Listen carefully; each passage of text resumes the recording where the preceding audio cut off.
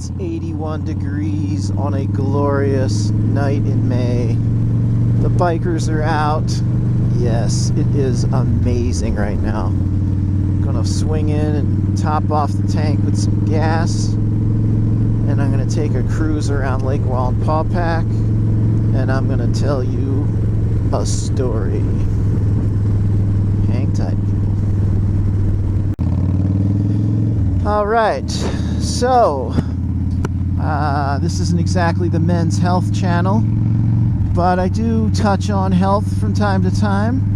And since probably most of the people that watch my vlogs are male and around the half-century mark, this might be of interest.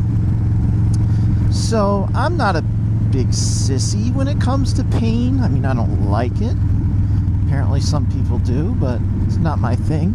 And I've had some painful things here and there over the years. One of the worst in recent memory was having to have a tooth drilled down into from the top directly into the nerve without the benefit of any Novocaine.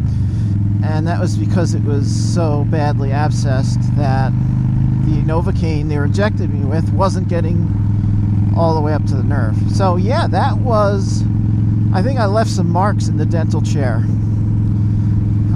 But that only lasted, a couple of minutes. And I had this shoulder impingement thing a few years back. That was the first time I actually went to the hospital. Because the pain, it just reached 10. I just couldn't deal with it anymore. It was crazy. But that was, I don't know, it wasn't as bad as a kidney stone. So, not to get too gross with this, but, it started out on a Saturday evening, and I noticed some discoloration in my urine. And it was pretty obvious that it was blood, but it wasn't an excessive amount. It wasn't like, oh my God, I'm bleeding internally, I'm gonna die. So I kept an eye. I felt fine. I didn't have any symptoms at all. Well, actually, I did have a little bit of pain in my lower back, right side, but I had just finished building a retaining wall that whole week. So I was pretty much roasted everywhere, my whole back and everything.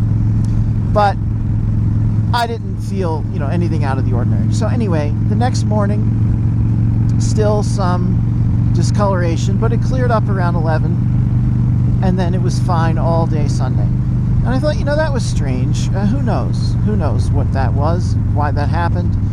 But it was good. And Monday morning, which happened to be Memorial Day, got up and everything was all clear, baby. And I felt, all right, well, whatever that was, it came and went. I'm good. Went downstairs, had a very small breakfast, a little bit of coffee, and all of a sudden, that spot in my lower back went from a little bit of a pain to an ache to throbbing. And I was like to my wife, I think I need you to just give me a massage here. It's starting to spaz. And within like 2 minutes, it was even past that. And I realized pretty quickly this was becoming a medical problem. This was not muscular. We have a friend who is a nurse. Let me back up a step. I've skipped something. When I saw the discoloration, I immediately went online and looked it up because I just wanted to see what possible causes were. And the first thing that comes up, cancer. It seems like almost everything that you go online and look up, cancer is either going to be right there at the top or mentioned somewhere. And, I try not to get too worked up over things like that, but I had a great friend. His name was Lee, and he passed at age 48 from cancer. pancreatic cancer. And it was one of those things where he had a slight pain. He went to a doctor. That escalated in a very short time to, we need to get in there and see what's going on. And within like a week, there's nothing we can do for you. And he was gone in months. And that was a very traumatic thing in my life, obviously. And he was 48. So at the time, I think I was about 6 years younger than him. Well, now I'm 53. So pretty much, you can get cancer at any age. But as you keep getting older, your odds just increase along with the age. It's just the way it goes. So, I saw the cancer symptom or possible diagnosis and didn't give it a whole lot of credence, but it was still in my mind. So anyway, the pain hits, whammo, and I think I had in the back of my mind, maybe from something I read, that it could be a kidney stone. So I asked my wife to text our good friend who is a nurse. She's the wife of Lee's son, who is like one of my best friends in the world. Anyway, quick rundown of the symptoms, go to the hospital. So within a half an hour, literally, this went from, hey, I have this little pain, to, oh my God, I need to get to the hospital like now. I wasn't even out of the house, and the pain was already so bad that the stomach contents were trying to empty. In fact, we had to pull over twice on the way to the hospital for that very reason. One of the downsides of where I live is I'm 45 minutes to an hour away from everything, and that includes the hospital. So that was a very difficult 45-minute drive.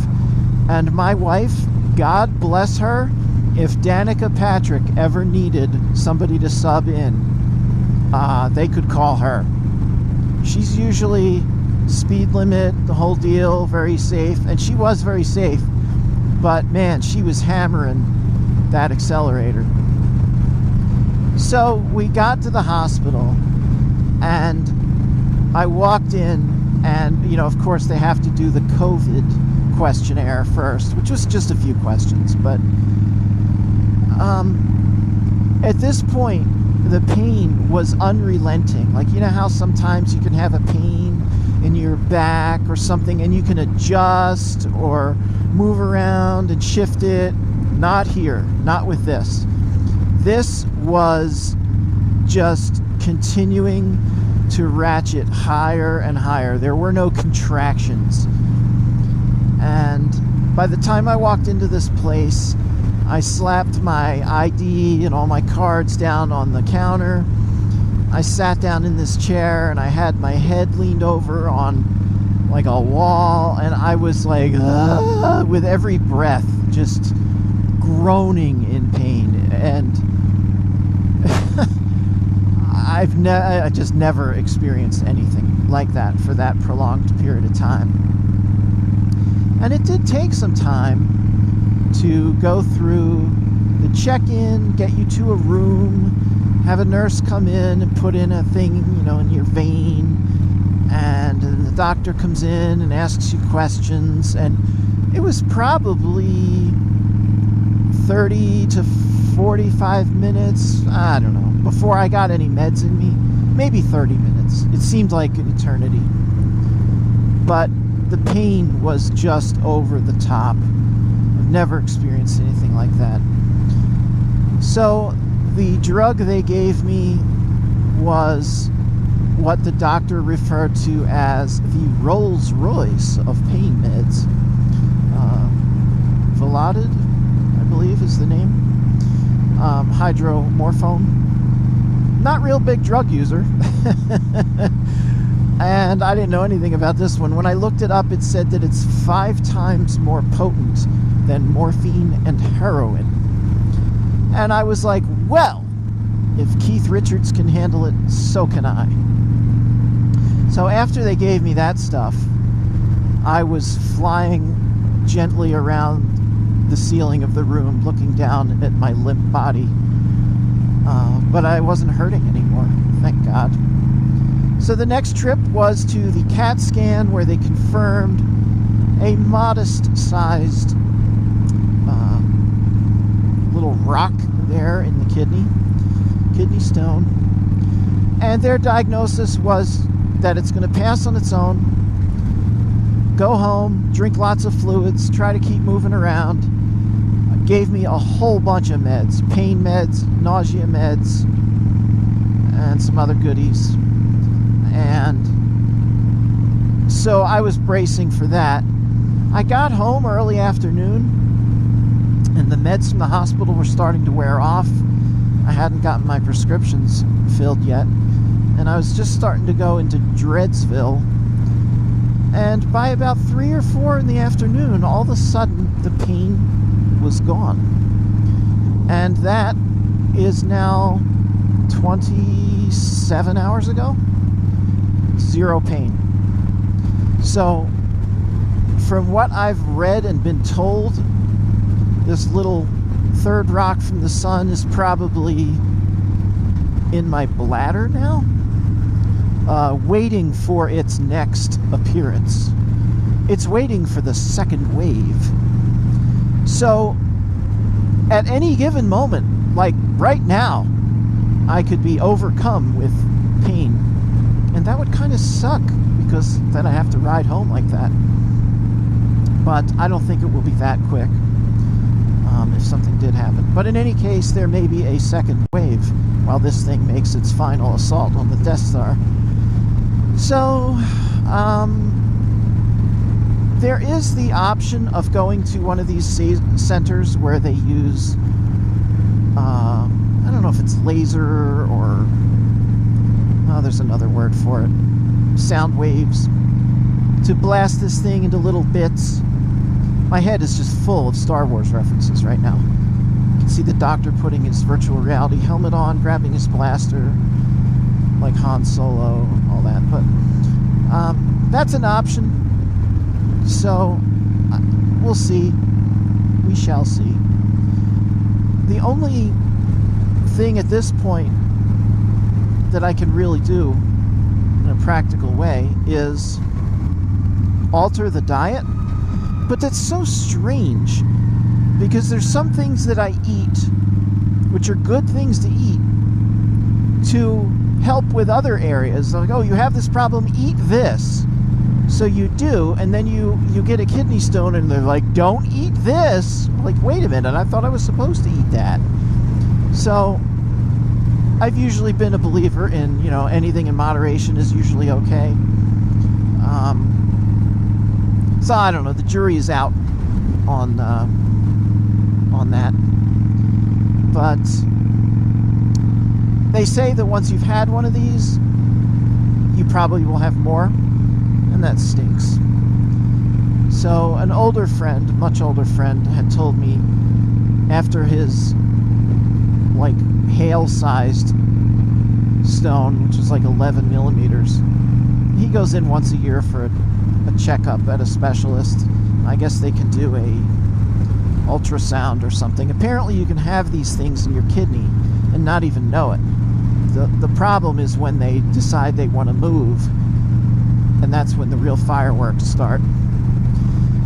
So 48 hours ago life was good, and now it's an adventure, a new adventure. So there you go. There's the public service announcement, public service message from Blues Rider. I guess, in all seriousness, the only thing I could really say is, if you do notice discoloration, there's probably a good chance this might be your problem. So if that's the case, be proactive, get checked out. Maybe you can have the thing blasted into smaller pieces before you have to go through the pain of childbirth. Otherwise, I hope it's better for you than it was for me. There she is, Wayne Memorial Hospital. Folks, I hobbled through the doors of this place yesterday morning. And believe me when I say hobbled. Man, what a miserable experience. All right, guys. Hey, I'd love to hear your kidney stone experiences. Please post below, everyone. Tell us the size and how painful it was. I cracked myself up. Well, I'm absolutely loving this ride. I'm going to throw a short video up at some point. I took the saddlebags off of my bike for good. Those things are absolute garbage, and I disposed of them appropriately. I think my bike even sounds better. I'm actually not exaggerating. I think I actually hear the exhaust note better because the saddlebag isn't blocking it, and it sounds glorious. So I'm going to enjoy this ride. I hope everybody's well. Who knows, maybe by the next vlog, I will have expelled the little demon pebble from my body. Till next time.